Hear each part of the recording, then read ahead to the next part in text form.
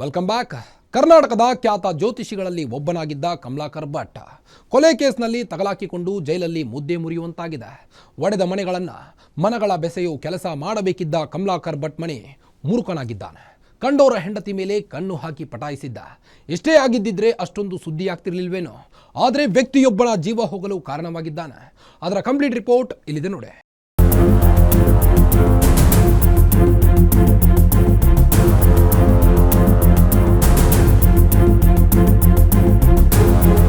ಚಾಕು ಇರಿದು ಓಡಿ ಹೋಗಲು ಯತ್ನಿಸಿದ್ದವರಿಗೆ ಏಟು ಕೊಡ್ತಿರೋ ಜನ. ವಿಷಯ ತಿಳಿದು ಸ್ಥಳಕ್ಕೆ ಆಗಮಿಸಿ ಪರಿಸ್ಥಿತಿ ಹತೋಟಿಗೆ ತರಲು ಹರಸಾಹಸ ಪಡ್ತಿರೋ ಪೊಲೀಸರು. ಜನರ ದಾಳಿಯಿಂದಾಗಿ ಒಡೆದಿರೋ ಕಾರಿನ ಗಾಜುಗಳು. ಈ ದೃಶ್ಯಗಳು ಕಂಡುಬಂದಿದ್ದು ಉತ್ತರ ಕನ್ನಡ ಜಿಲ್ಲೆಯ ಸಿದ್ದಾಪುರ ತಾಲೂಕಿನ ಅವರಗುಪ್ಪ ಗ್ರಾಮದ ಬಳಿ. ಜನರಿಂದ ಹಲ್ಲೆಗೊಳಗಾದವ ಬೇರಾರೂ ಅಲ್ಲ, ಜ್ಯೋತಿಷಿ ಕಮಲಾಕರ್ ಭಟ್ ಮತ್ತು ಆತನ ಪ್ರಿಯತಮೆ ಸುಚಿತ್ರ.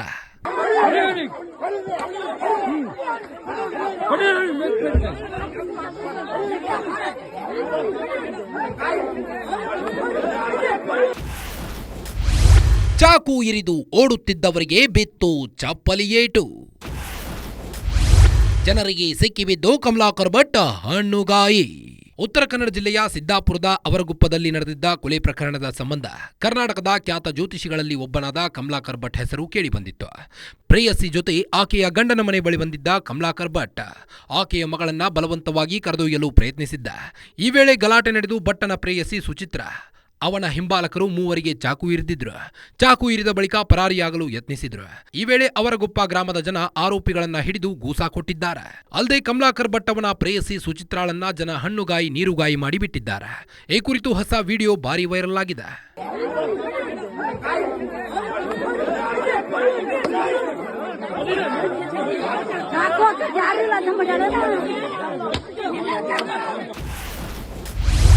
ಘಟನೆಯ ಇಂಚಿಂಚು ಬಿಚ್ಚಿಟ್ಟ ಸುಚಿತ್ರ ಮಗಳು.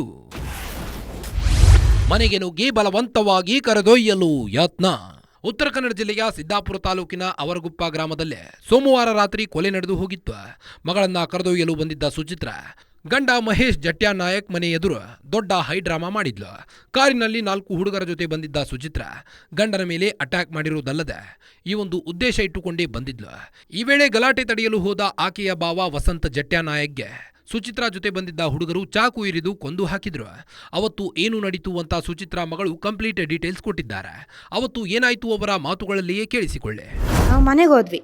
ಆಮೇಲೆ ಒಂದು 5 ಜನನ ಕರ್ಕೊಂಡು ಬಂದಿದ್ರು ಅವರು. ನಾವು ಮನೇಲೆಲ್ಲ ಆರಾಮ್ ಕೂತಿದ್ವಿ, ಸುಮ್ಮನೆ ನಾವು ಮಾತಾಡ್ಕೊಂತ ಕೂತಿದ್ವಿ. ದೊಡ್ಡಮ್ಮ ಅಡುಗೆ ಮಾಡ್ತಾಯಿದ್ರು, ದೊಡ್ಡಪ್ಪ ಹಿಂಗೆ ಕೂತಿದ್ರು. ಬಾಗಿಲು ತಕ್ಕೊಂಡೇ ಇತ್ತು. ಆವಾಗ ಒಂದು 10:15 10:45 ಸುಮಾರು ಹಿಂಗೆ ಬಂದಿದ್ರು. ಏಕಾಏಕಿ ಒಳಗಡೆ ನುಗ್ಗಿದ್ರು. 5 ಜನ ಹುಡುಗರನ್ನ ಕರ್ಕೊಂಡು ಬಂದು ಅವ್ರ ಕೈಯಲ್ಲೆಲ್ಲ ಚಾಕು ಚೂರಿಗಳೆಲ್ಲ ಹಿಂದ್ಗಡೆ ಎಲ್ಲ ಇಟ್ಕೊಂಡು ಬಂದಿದ್ರು ಅವರು. ಆಮೇಲೆ ನೆಕ್ಸ್ಟ್ ಆಫೀಸ್ ಹುಡುಗ ಒಬ್ಬ ಇದ್ದ, ಆಕಾಶ್ ಅಂತ ಹೇಳಿ, ಅವನು ಕೂಡ ಬಂದಿದ್ದ. ಆಮೇಲೆ ಅವರೆಲ್ಲ ಏಕಾಏಕಿ ಬಂದ ತಕ್ಷಣ ಅಮ್ಮ ಕೇಳಿದ್ರು, ನೀನು ಬರ್ತೀಯೋ ಬರಲ್ವಾ ಅಂತ ಹೇಳಿ. ನಾನು ಕಿಟಕಿ ಹತ್ರ ಕೂತಿದ್ದೆ. ಕಿಟಕಿ ಒಳಗಡೆ ಹಿಂಗೆ ಕೈ ಹಾಕ್ಬಿಟ್ಟು ನೀನು ಬರ್ತೀಯೋ ಬರಲ್ವಾ ಅಂತ ಹೇಳಿ ನಾನು ಕೇಳಿದ್ರು. ನಾನು ಕೇಳಿದ ತಕ್ಷಣ ನಾನೇನು ಮಾತಾಡಿಲ್ಲ. ನಮ್ಮ ದೊಡ್ಡಮ್ಮ ಅಂದರು, ನಿನ್ನಲ್ಲಿ ಇಟ್ಟರೆ ಸಾಯಿಸ್ತಾರೆ, ನೀನು ಬಾ, ನಿನ್ಗೆ ಆವಾಗಲೇ ಹೊಡೆದಿದ್ದಾಳೆ ನಿಮ್ಮಮ್ಮ, ಇವಾಗ ನಿನ್ನನ್ನು ಬಿಡಲ್ಲ ಅಂತೇಳಿ ನಾನು ಒಳಗಡೆ ಅಡುಗೆ ರೂಮಿಗೆ ಕರ್ಕೊಂಡೋದ್ರು. ಅಡುಗೆ ಮಾಡ್ತಾಯಿದ್ರು ನಮ್ಮ ದೊಡ್ಡಮ್ಮ, ಅಲ್ಲಿ ಕರ್ಕೊಂಡೋದ್ರು. ಅಲ್ಲಿ ಕರ್ಕೊಂಡೋದ ತಕ್ಷಣ ನಮ್ಮಮ್ಮ ಸ್ಲಿಪ್ಪರ್ ಹಾಕ್ಕೊಂಡೆ ದೇರ್ಕೊಂಡೆ ಅಲ್ಲೇ ಸ್ಲಿಪ್ಪರ್ ಹಾಕ್ಕೊಂಡು ಹಾಗೆ ಒಳಗಡೆ ಬಂದೇ ಬಿಟ್ರು. ಅಜ್ಜಿ ಮತ್ತು ನಮ್ಮ ದೊಡ್ಡಪ್ಪ ಪಪ್ಪ ಎಲ್ಲ ಹೇಳ್ತಿದ್ದಾರೆ, ನೀನು ಬರಬೇಡ, ನೀನು ಅಲ್ಲೇ ಇರು, ನೈಟ್ ಆಗಿದೆ, ಇವಾಗ ಸರಿಯಾಗಲ್ಲ, ಸುಮ್ಮನೆ ನಾಳೆ ನಂಗೆ ಕಳಿಸ್ಕೊಡ್ತೀನಿ, ನಿನ್ನ ಮಗಳನ್ನ ಕಳಿಸ್ಕೊಡಲ್ಲ ಅಂತಲ್ಲ, ಕಳಿಸ್ಕೊಡ್ತೀನಿ ನಾನು, ಇವಾಗ ಮಾತಾಡೋದು ಬೇಡ, ನಾಳೆ ಬಾ ಅಂತೇಳಿ ವಾಪಸ್ ಕಳ್ಸೋದಕ್ಕೆ ಬಂದರೆ ನನ್ನನ್ನು ಎಳ್ಕೊಂಡು ಹೋದರು. ನನ್ನ ಕೈ ಹಿಡ್ಕೊಂಡು ಎಳ್ಕೊಂಡು ಹೊರಗಡೆ ಹೋದರು. ಆದ ತಕ್ಷಣ ನಮ್ಮ ದೊಡ್ಡಪ್ಪ ಎಂತ ಮಾಡಿದ್ರು, ನೀನು ಅವಳನ್ನ ಯಾಕೆ ಕೈ ಎಳಿತೀಯ, ನೀನು ನಾಳೆ ಕಳಿಸ್ಕೊಡ್ತೀನಿ ಅಂದಮೇಲೆ ನಾನು ಕಳಿಸ್ಕೊಡ್ತೀನಿ, ಇವಾಗ ಹೋಗು ಅಂದ ತಕ್ಷಣ ಬಿಟ್ಟಿಲ್ಲ. ಅವರು ಹಿಂದಿಲಿ ಹೇಳಿದ್ರು ಆ ಹುಡುಗರಿಗೆ, ನಮ್ಮ ಮಮ್ಮಿ ಹೇಳಿದ್ರು, ಇಲ್ಲ ಅವ್ರನ್ನ ಎತ್ಕೋ, ಅವರಿಬ್ರನ್ನು ಹೊರಗಡೆ ಹಾಕು, ನೀನು ಎತ್ಕೊಂಡು ಹೋಗಿ ಹೊರಗಡೆ ಹಾಕು ಅಂತ 5 ಜನರು ಹುಡುಗರಿಗೆ ಹೇಳಿದ್ರು. ಅವ್ರು ಯತ್ನ ಮಾಡಿದ್ರು, ಎತ್ಕೊಂಡು ಹೊರಗಡೆ ಹೋಗ್ಬಿಟ್ರು. ನಮ್ಮ ದೊಡ್ಡಮ್ಮ, ನಿನ್ನ ಇಲ್ಲಿಟ್ಟರೆ ಸಾಯಿಸ್ತಾರೆ, ನೀನು ಬಾ ಮಗ, ನನ್ನ ಜೊತೆ ಬಾ, ನಿನ್ನ ಇಟ್ಟರೆ ಸಾಯಿಸೇ ಬಿಡ್ತಾರೆ ಬಾ ಅಂತ ನಮ್ಮ ಸಂಧ್ಯಾ ದೊಡ್ಡಮ್ಮ ಒಳಗಡೆ ಕರ್ಕೊಂಡು ಹೋಗಿ ರೂಮಲ್ಲಿ ಕೂಡ ಹಾಕಿದ್ಲು ನನ್ನ. ಅವಳು ನನ್ನ ಜೊತೆನೇ ಇದ್ದರು. ಆಮೇಲೆ ಅದಾದ ತಕ್ಷಣ ಅವ್ರು ಹೇಳ್ತಿದ್ರು, ಇಲ್ಲ ಚಾಕು ತೆಗಿ ಬೇಗ, ಅವ್ರನ್ನ ಸಾಯಿಸಿ ಹಾಕಿ ನನ್ನ ಮಗಳನ್ನ ಕರ್ಕೊಂಡು ಹೋಗೋಣ ಅಂತ ಹೇಳಿದ್ರು ಮಮ್ಮಿ. ಅದಾದ ತಕ್ಷಣ ರೋಡಿಗೆ ಹೇಳ್ಕೊಂಡೋದ್ರು. ಗೇಟ್ ಹೊರಗಡೆ ಹಾಕಿ ನಮ್ಮ ದೊಡ್ಡಪ್ಪಂಗೆಲ್ಲ ಚಾಕು ಎಲ್ಲ ಹಾಕಾದ್ಮೇಲೆ ಅಪ್ಪಂಗೂ ಹಾಕ್ಬಿಟ್ಟಿದ್ದಾರೆ. ದೊಡ್ಡಪ್ಪಂಗೆ ಹಾಕಿರೋದು ಅಪ್ಪಂಗೆ ಗೊತ್ತಿರಲಿಲ್ಲ. ದೊಡ್ಡಪ್ಪ ಏನು ಮಾಡಿದ್ದಾರೆ, ಅವ್ರನ್ನ ಅಂದರೆ ಬೆರೆಸ್ಕೊಂಡು ಹೋಗೋಣ, ಅವ್ರು ಓಡೋಗ್ಲಿ ಅನ್ನೋ ಒಂದು ಇಂಟೆನ್ಷನಲ್ಲಿ ಅವ್ರು ಹಿಂದೆ ಹೋಗಿದ್ದಾರೆ. ಅಲ್ಲಿ ಒಂದು ಸ್ಕೂಲ್ ಇದೆ, ಅಂಗನವಾಡಿ ಏನೋ ಒಂದಿದೆ, ಅಲ್ಲಿ ಹೋಗಿ ನಮ್ಮ ದೊಡ್ಡಪ್ಪ ಬಿಟ್ಕೊಬಿಟ್ಟಿದ್ದಾರೆ.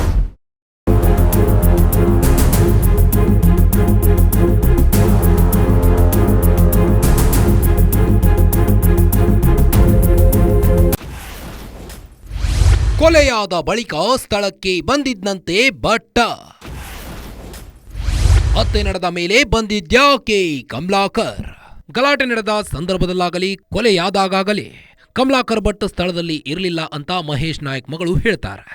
ಎಲ್ಲ ಆದ ಬಳಿಕ ಕಮಲಾಕರ್ ಭಟ್ ಸ್ಥಳಕ್ಕೆ ಬಂದಿದ್ದಂತೆ ಸ್ಥಳಕ್ಕೆ ಬಂದವ ಊರವರ ಜೊತೆ ಜಗಳ ತೆಗೆದಿದ್ದ. ಅಲ್ಲದೆ ಬರೋ ದಾರಿಯಲ್ಲಿ ಊರಿನ ವ್ಯಕ್ತಿಯೊಬ್ಬರಿಗೆ ಥಳಿಸಿದ್ದಂತೆ. ಇದರಿಂದ ರೊಚ್ಚಿಗೆದ್ದ ಊರವರು ಭಟ್ಟನಿಗೆ ಬಿಸಿ ಬಿಸಿ ಕಜ್ಜಾಯ ಕೊಟ್ಟಿದ್ದಾರೆ. ಸುಮಾರು 12 ಗಂಟೆ ಸುಮಾರಿಗೆ ಅವರಗುಪ್ಪ ಗ್ರಾಮಕ್ಕೆ ಕಮಲಾಕರ್ ಭಟ್ ಬಂದಿದ್ದ ಅಂತ ಸುಚಿತ್ರಾ ಮತ್ತು ಮಹೇಶ್ ನಾಯಕ್ ಮಗಳು ಮಾಹಿತಿ ನೀಡಿದ್ದಾರೆ. ಕಮಲಾಕರ್ ಭಟ್ ಅವರು ಆಮೇಲೆ ಬಂದಿದ್ದಾರೆ, ನಾನು ನೋಡಿದ್ದೀನಿ.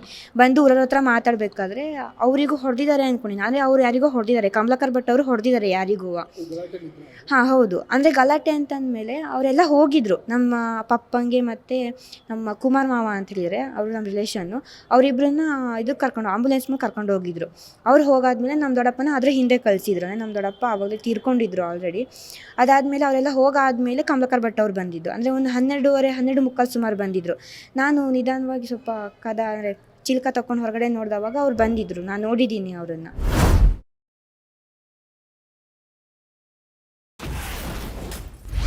ಜೀವನ ಸರಿ ಮಾಡಿಕೊಳ್ಳಲು ಹೋದವಳಿಗೆ ಭಟ್ಟನ ಗಾಳ. ಜ್ಯೋತಿಷ್ಯ ಹೇಳುವ ನೆಪದಲ್ಲಿ ಮನೆ ಮುರುಕನ ಕೆಲಸ. ಮಹೇಶ್ ನಾಯಕ್ ಮಗಳು ಹೇಳುವಂತೆ ಸುಮಾರು 9 ತಿಂಗಳಿಂದ ಕಮಲಾಕರ್ ಭಟ್ ಮತ್ತು ಸುಚಿತ್ರಾ ಪರಿಚಯವಾಗಿತ್ತಂತೆ. ಸುಚಿತ್ರಾ ಮಹೇಶ್ ದಾಂಪತ್ಯ ಜೀವನ ಸರಿ ಇರಲಿಲ್ಲ. ಹೀಗಾಗಿ ಜೀವನ ಸರಿ ಮಾಡಿಕೊಳ್ಳಲು ಅವರು ಸಲಹೆ ಕೊಡ್ತಾರೆ ಅಂತ ಅವರ ಪರಿಚಯದವರು ಹೇಳಿದ್ರಂತೆ. ಹೀಗೆ ತನ್ನ ಬಳಿ ಭವಿಷ್ಯ ಕೇಳಲು ಬಂದವಳಿಗೆ ಭಟ್ಟ ಗಾಳ ಹಾಕಿ ಕೂತು ಬಿಟ್ಟಿದ್ದ. ಜ್ಯೋತಿಷ್ಯ ಹೇಳುವ ನೆಪದಲ್ಲಿ ಮನೆ ಮುರುಕನ ಕೆಲಸ ಮಾಡಿಬಿಟ್ಟಿದ್ದ ಈ ಕಮಲಾಕರ್ ಭಟ್ ಅಂತ ಮಹೇಶ್ ನಾಯಕ್ ಮಗಳು ಈಗ ಆರೋಪಿಸಿದ್ದಾರೆ. ಸ್ಟಾರ್ಟಿಂಗಿನ ಪರಿಚಯ ಇಲ್ಲ ಅವರು. ಇವಾಗ ರೀಸೆಂಟಾಗಿ 9 ತಿಂಗಳಿಂದ ಪರಿಚಯ ಆಗಿರೋದು. ಅಂದರೆ ಒಬ್ಬರು ಸುಮಾ ಅಂತ ಹೇಳಿದರು, ಅವರಿಂದ ಪರಿಚಯ ಆಗಿ ಇಲ್ಲ ನಿಂಗೆ ಜೀವನಕ್ಕೆ ಸರಿಯಾಗಿ ಮಾರ್ಗ ಸಿಗುತ್ತೆ, ನೀನು ಬಾ, ನೀನೇನಾರೋ ಕೇಳ್ಕೊ ಅವರಲ್ಲಿ ಅಂತ. ಅಂದರೆ ಇವ್ರು ಈ ಥರ ಯಾರು ಮಾಡ್ತಾರೆ ಅಂತ ಗೊತ್ತಿರಲಿಲ್ಲಲ್ಲ. ಇವರು ಹೋದರು, ಸರಿ ಆಯಿತು ನೀವು ಹೋಗಿ ಅಂತೇಳಿ ನಮ್ಮ ಮನೇಲೂ ಎಲ್ಲ ಹೇಳಿ ಕಳಿಸಿ. ನಮ್ಮ ಅಜ್ಜಿ ಸರಿ ಆಯಿತು ನಿಂಗೆ ಒಳ್ಳೇದಾದರೆ ನಮ್ಗೆ ಅದೇ ಸಾಕು, ಗಂಡನು ಹಿಂಗೆ ಮಾಡಿದ್ರೆ ನೀನು ಹೋಗು ಅಂತ ಹೇಳಿ ಕಳಿಸ್ಕೊಟ್ರು ನಮ್ಮ ಮನೇಲೂ. ಅಂದರೆ ಇವ್ರು ಈ ಥರ ಮಾಡ್ತಾರೆ ಅಂತ ಅವ್ರಿಗೆ ಗೊತ್ತಿರಲಿಲ್ಲ. ಆಯಿತು ಸರಿ ನೀನು ಹೋಗು ಅಂತೇಳಿ ಕಳಿಸ್ಕೊಟ್ರು ಅವರನ್ನು.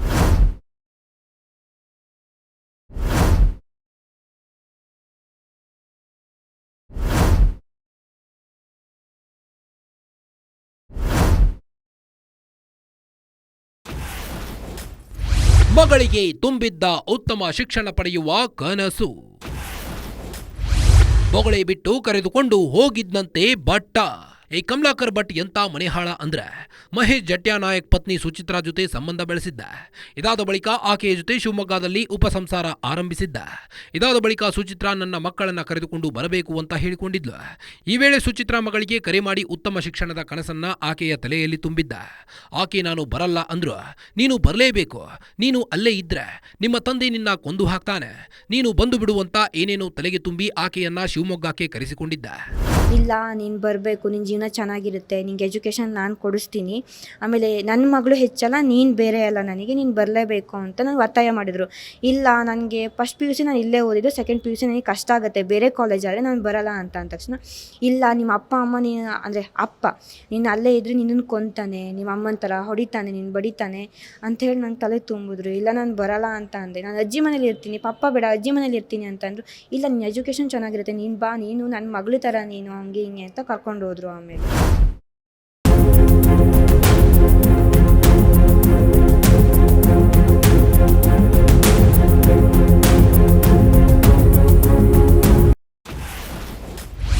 ಆರಂಭದಲ್ಲಿ ಚೆನ್ನಾಗಿಯೇ ನೋಡಿಕೊಂಡಿದ್ದ ಭಟ್ಟ ಕೊನೆಗೆ ಮನೆಗೆಲಸದವಳ ರೀತಿ ನಡೆಸಿಕೊಂಡಿದ್ದಂತೆ. ಸುಚಿತ್ರಾ ಮಗಳಿಗೆ ಏನೇನೋ ತಲೆಗೆ ತುಂಬಿ ಶಿವಮೊಗ್ಗಕ್ಕೆ ಕರೆತಂದಿದ್ದ. ಆರಂಭದಲ್ಲಿ ಚೆನ್ನಾಗಿಯೇ ನೋಡಿಕೊಳ್ಳುತ್ತಿದ್ದಂತೆ. ಆದರೆ ಬರುತ್ತಾ ಮಗಳನ್ನ ಮನೆಗೆಲಸದವಳ ರೀತಿ ನೋಡಿಕೊಳ್ಳಲು ಶುರು ಮಾಡಿದ್ದಂತೆ. ಅಲ್ಲದೆ ಜ್ಯೋತಿಷ್ಯ ಹೇಳೋ ಬಾಯಲ್ಲಿ ಕೆಟ್ಟ ಕೊಳಕು ಮಾತುಗಳನ್ನ ಮಾತನಾಡ್ತಿದ್ದಂತೆ. ಸುಚಿತ್ರಾ ಕೂಡ ಮಕ್ಕಳಿಗೆ ಸರಿಯಾಗಿ ಟೈಮ್ ಕೊಡದೆ ಸದಾ ಭಟ್ಟನ ತೋಳಿನಲ್ಲೇ ಇರ್ತಿದ್ಲು ಅಂತ ಆಕೆಯ ಮಗಳು ಆರೋಪಿಸಿದ್ದಾಳೆ. ಅವಾಗ ಹೇಳ್ತಾಯಿದ್ರು ನಿಮ್ಗೆ ಯಾರು ಹೆಲ್ಪ್ ಮಾಡ್ತಾರೆ, ನಿಮ್ಗೆ ಯಾರು ಹೆಲ್ಪ್ ಮಾಡಲ್ಲ, ಅಂದರೆ ಕೆಟ್ಟ ವರ್ಡ್ಗಳಿಂದ ಬೈತಾಯಿದ್ರು. ಅವ್ರು ಯಾರು ನಿಮ್ಗೆ ಮಾಡೋದಕ್ಕೆ, ಅವ್ರು ಯಾರೂ ಮಾಡಲ್ಲ, 1 ರೂಪಾಯಿನೂ ನಿಮ್ಗೆ ಹೆಲ್ಪ್ ಮಾಡಲ್ಲ ಅವರು. ಕಮಲಾಕರ್ ಭಟ್ ಅವ್ರು ಹೇಳ್ತಾಯಿದ್ರು. ಇಲ್ಲ ಹೌದು, ಅಂದರೆ ಚೆನ್ನಾಗೇ ಇದ್ರು, ಸ್ಟಾರ್ಟಿಂಗ್ ಚೆನ್ನಾಗೇ ಇದ್ರು. ಅಪ್ಪನ ಥರ ಅಂದರೆ ಹೌದು ಪುಟ್ಟ, ಹಾಗೆ ಪುಟ್ಟ, ಹೌದು ನೀನು ಚೆನ್ನಾಗಿ ನೋಡ್ಕೊತೀನಿ ನಾನು ಅಂತ ಈ ಥರ ಹೇಳ್ತಿದ್ದರು.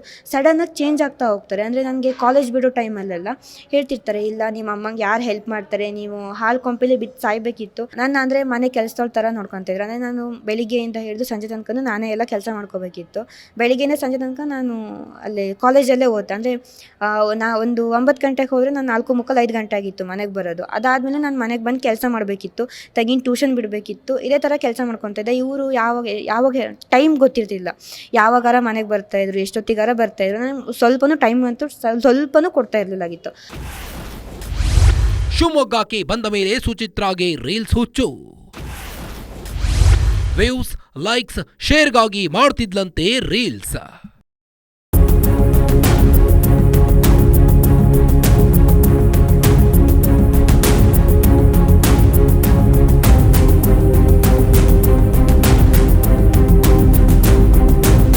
ಕಮಲಾಕರ್ ಭಟ್ ಸಂಘ ಮಾಡಿದ್ದ ಸುಚಿತ್ರ ಶಿವಮೊಗ್ಗಕ್ಕೆ ಬಂದು ವಾಸ ಮಾಡತೊಡಗಿದ್ಲು. ಒಂದು ರೀಲ್ಸ್ ಮಾಡಿದ್ಲಂತೆ, ಅದರಿಂದ ಹೆಸರು ಬಂದಿತ್ತಂತೆ. ಹೀಗೆ ಹೆಸರು ಬಂದ ಬಳಿಕ ಒಂದಾದ ಮೇಲೊಂದು ರೀಲ್ಸ್ ಮಾಡಿ ಅಪ್ಲೋಡ್ ಮಾಡ್ತಿದ್ಲಂತೆ. ಹೀಗೆ ಶಿವಮೊಗ್ಗಕ್ಕೆ ಬಂದ ಬಳಿಕ ಸುಚಿತ್ರಾಗೆ ರೀಲ್ಸ್ ಹುಚ್ಚು ಹತ್ತಿದೆ. ಹೆಚ್ಚಿನ ವ್ಯೂಸ್, ಲೈಕ್, ಶೇರ್ಗಾಗಿ ವಿಡಿಯೋ ಮಾಡ್ತಿದ್ಲಂತೆ. ಈ ರೀಲ್ಸ್ನಲ್ಲಿ ಕಮಲಾಕರ್ ಭಟ್ ಕೂಡ ಇರ್ತಿದ್ದ ಅಂತ ಮಗಳು ಹೇಳಿದ್ದಾಳೆ. ಅದೇ ಇವಾಗ ಶಿವಮೊಗ್ಗ ಬಂದ್ವಲ್ಲ, ಅದು ಒಂದು ವಿಡಿಯೋ ಹಾಕಿದ್ರು. ಅದರಲ್ಲಿ ಕಮಲಾಕರ್ ಅಂತ ಹೇಳಿ ಬಂದಿದೆ. ಕಮಲಿ ಮೇಲೆ ನನ್ನ ಮನಸ್ಸು ಬಿತ್ತು ಅಂತ ಹೇಳಿ ಒಂದು ಲಿರಿಕ್ಸ್ ಬಂದಿದೆ.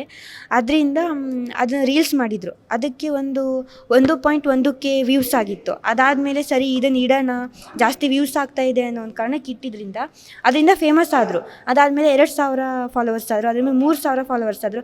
ಅದಾದಮೇಲೆ ಜಾಸ್ತಿ ಆಗ್ತಾ ಹೋದ್ಮೇಲೆ ಕಮಲಾಕರ್ ಅವ್ರ ಜೊತೆಗೂ ರೀಲ್ಸ್ ಮಾಡೋಕ್ಕೆ ಸ್ಟಾರ್ಟ್ ಮಾಡಿದರು. ಅಂದರೆ ಇವಾಗ ಬಾಗ್ಲಲ್ಲಿ ನಿಂತ್ಕೊಂಡು ಇಡೋದು, ಅವ್ರು ಬಂದಾಗ ನೋಡೋದು, ಡಾನ್ಸ್ ಮಾಡೋದು ಎಲ್ಲದೂ ಮಾಡ್ತಾಯಿದ್ರು. ಆಮೇಲೆ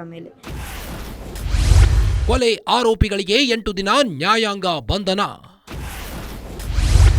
ನ್ಯಾಯಾಂಗ ಬಂಧನ ವಿಧಿಸಿದ ಸಿದ್ದಾಪುರ ಕೋರ್ಟ್. ವಸಂತ ಜಟ್ಯಾನಾಯಕ್ ಕೊಲೆ ಪ್ರಕರಣದ ಎಲ್ಲ 7 ಆರೋಪಿಗಳಿಗೆ 8 ದಿನ ನ್ಯಾಯಾಂಗ ಬಂಧನ ವಿಧಿಸಲಾಗಿದೆ.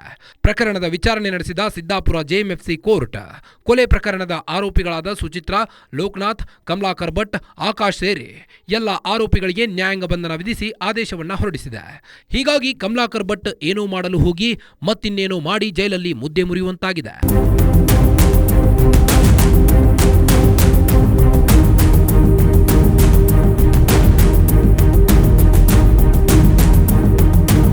ಸುಮ್ಮನೆ ಜ್ಯೋತಿಷ್ಯ ಹೇಳಿಕೊಂಡಿರೋದನ್ನ ಬಿಟ್ಟು ಮನೆ ಮುರುಕನ ಕೆಲಸಕ್ಕೆ ಕೈ ಹಾಕಿದ ಕಮಲಾಕರ್ ಭಟ್ ಜೈಲಲ್ಲಿ ಮುದ್ದೆ ಮುರಿಯುವಂತಾಗಿದೆ. ಸುಮ್ಮನೆ ತನ್ನ ಪಾಡಿಗೆ ತಾನಿರೋದನ್ನ ಬಿಟ್ಟು ಪರಸ್ತ್ರೀ ವ್ಯಾಮೋಹಕ್ಕೆ ಬಿದ್ದು ತನ್ನ ಜೀವನವನ್ನ ತಾನೇ ಹಾಳು ಮಾಡಿಕೊಂಡಿದ್ದಾನೆ. ಆದರೆ ಎಲ್ಲರ ಭವಿಷ್ಯ ಹೇಳೋ ಜ್ಯೋತಿಷಿ ತನ್ನ ಜೀವನದಲ್ಲಿ ಏನಾಗ್ತಿದೆ ಅನ್ನೋದನ್ನ ಅರಿಯಲಾಗಲಿಲ್ವಾ ಅನ್ನೋ ಪ್ರಶ್ನೆಯನ್ನ ಜನ ಕೇಳ್ತಿದ್ದಾರೆ. ಇದಾಗಿತ್ತು ಈ ಹೊತ್ತಿನ ವಿಶೇಷ. ನೋಡ್ತಾ ಇರಿ ಗ್ಯಾರಂಟಿ ನ್ಯೂಸ್, ಸುದ್ದಿ ಖಚಿತ, ನ್ಯಾಯ ನಿಶ್ಚಿತ.